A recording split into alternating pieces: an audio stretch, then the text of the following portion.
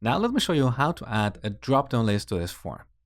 So back in our template, just before our JSON object, I'm going to add a div with the class form-group. Inside this div, we want a label.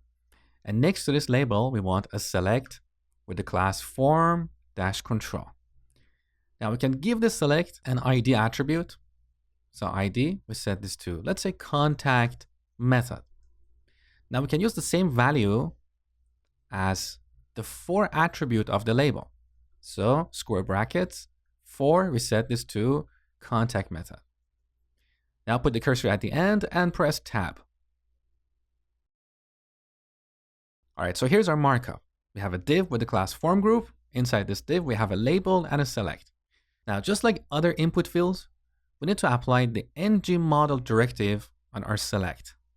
And we should also set the name attribute. So contact method. Now let's set the actual label here. So contact method. And finally, we need to populate this drop-down list. So as you know, in HTML, we have one or more options inside a select element like this. However, in most real-world applications, we don't hard code these options here. Most of the time, we call an API on the server to get, let's say, the list of contact methods. And then we populate this drop-down list dynamically. So let me show you how to do this. We go back to our component. Here, I'm going to define a field called contact methods. So for now, we don't want to worry about getting these objects from the server. Let's imagine somehow we got these objects. Now they are available in our component. So contact methods. I'm going to set this field to an array of objects.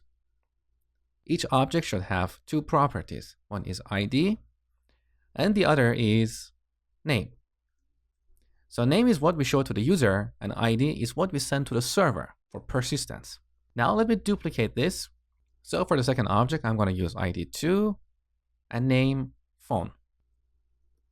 Now back in our template, let's delete these hard-coded options. We want to render these options dynamically. How do we do this? You already know that.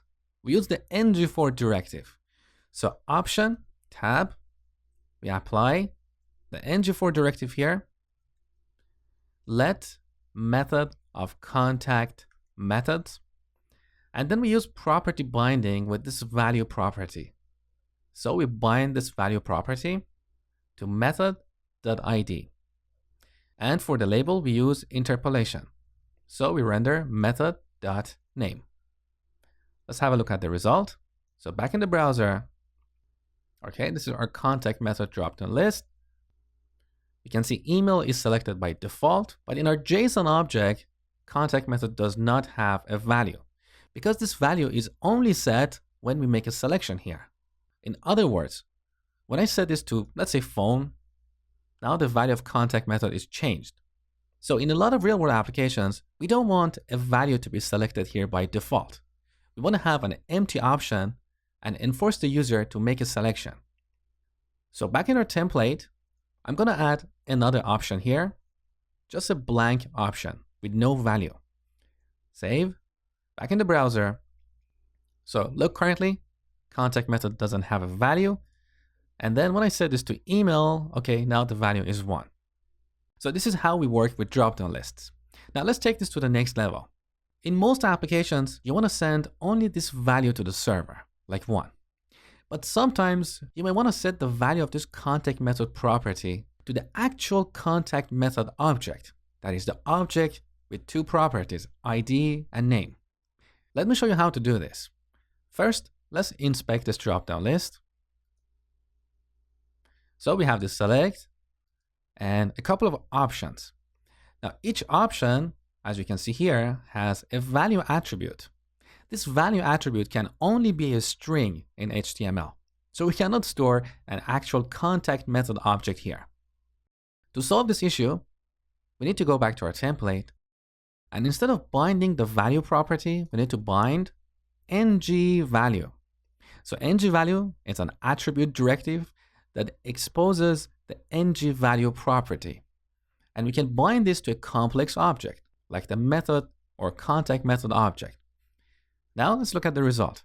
So back in the browser, note that when I select a contact method here, the value of contact method property is an actual object.